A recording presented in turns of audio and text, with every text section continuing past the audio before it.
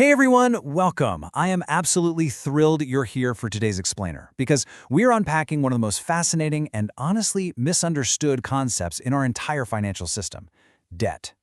Now, most of us are taught from day one that debt is a huge burden, right?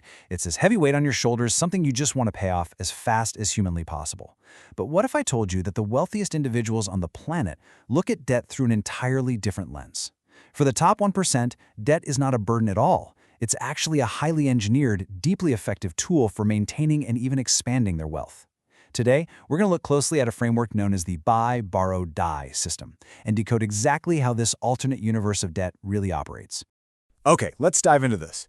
So we really have to ask ourselves, is debt a tool to build vast wealth, or is it a financial trap designed to keep you broke? The truth is, the answer totally depends on your net worth. It's kind of crazy, but debt is essentially a financial chameleon. It behaves completely differently depending on exactly who is using it and what assets they hold. If you're an average earner, debt usually means borrowing money to buy things that lose value over time, and you're paying a hefty premium for that privilege. But if you have immense wealth, debt magically transforms into a protective shield. It becomes this strategic mechanism to unlock the value of your assets without actually having to let go of them. We're looking at a pretty stark juxtaposition here. On one hand, you've got sophisticated wealth building. On the other, the everyday financial trap. And the wild part?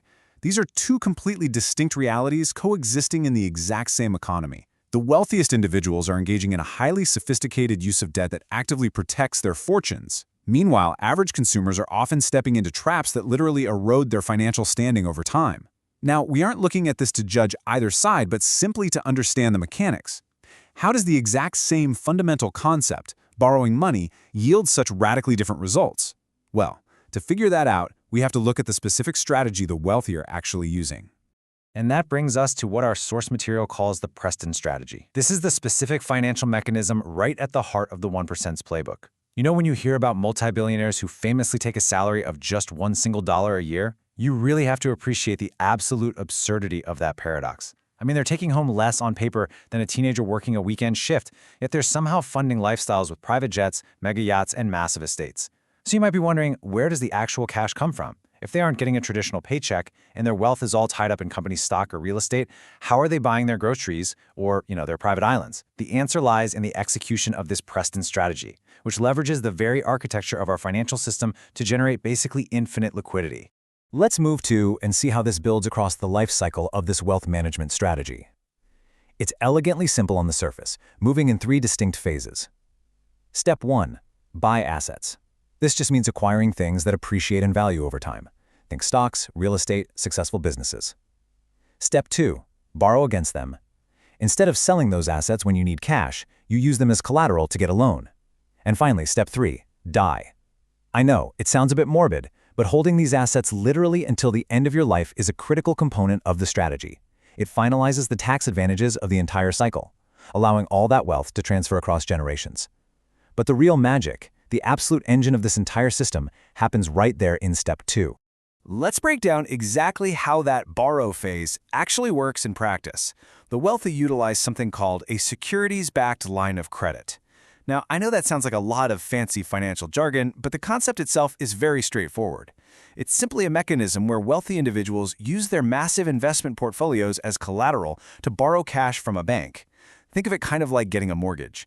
But instead of using a house as collateral, you're using a billion-dollar stock portfolio. The bank is perfectly happy to lend you millions of dollars in cash at incredibly favorable terms because they know for sure that if you don't pay it back, they can just seize your highly valuable stocks. It's essentially a nearly risk-free loan for the institution, which translates into incredible borrowing power for the individual. And here is the core motivation driving this entire maneuver. It allows the wealthy to access literal mountains of cash without selling a single asset. Think about it. If you have $100 million in stock and you want to buy a $10 million mansion, traditional logic says, hey, just sell $10 million worth of stock to buy the house. But the ultra-wealthy intentionally want to keep their assets entirely intact. Why? Well, because as long as they hold on to that stock, it continues to grow and compound in the market. By using a line of credit, they get the cash they need for their lavish lifestyle today, while their underlying portfolio just keeps on generating wealth for tomorrow.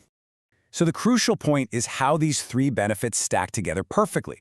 First, you keep your original assets growing. Your golden goose remains alive and well, continuing to lay golden eggs in the market. Second, you generate immediate liquid cash to fund whatever lifestyle or new investments you want.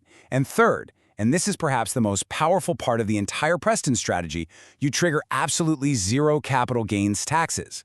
Because our tax code only taxes you when you realize a gain, meaning you only pay taxes when you actually sell an asset for a profit.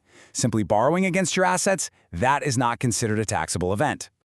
The reality of the tax code is crystal clear. Selling assets triggers massive capital gains taxes. If our hypothetical wealthy person actually sold $10 million in stock, they could easily owe millions of dollars directly to the government. That is a massive hit to their net worth. But borrowing cash? That means zero taxes owed. The money arrives in their bank account exactly the same way, ready to be spent. But because it came from a loan rather than a sale, the tax bill is completely eliminated. They simply pay a relatively small interest rate to the bank, which is vastly cheaper than paying a huge tax bill to the government.